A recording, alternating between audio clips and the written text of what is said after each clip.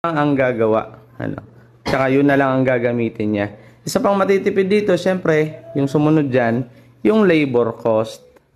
Kasi, sino lang gagawa rito? Yung magwe-welding, helper niya, pwedeng 2 tao.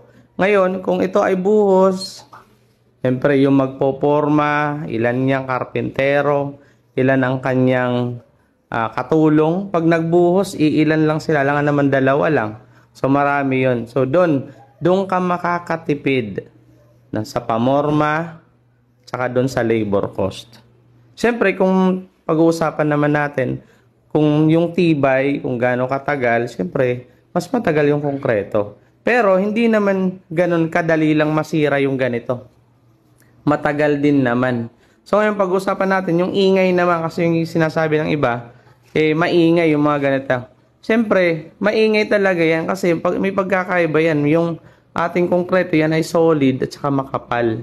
So ito naman ang nagdadala lang siyempre yung nipis lang nitong phenolic na nilagay. Ilan naman to? 3/4 lang naman to. So talagang maingay pa rin. So ngayon kung sobrang ingay naman, check nyo naman baka mamaya yung mga fastener o yung ginamit dito na mga screw. Yan, baka mamaya hindi maigi yung pagkakalagay. Hindi dikit na dikit. So talagang maingay yun.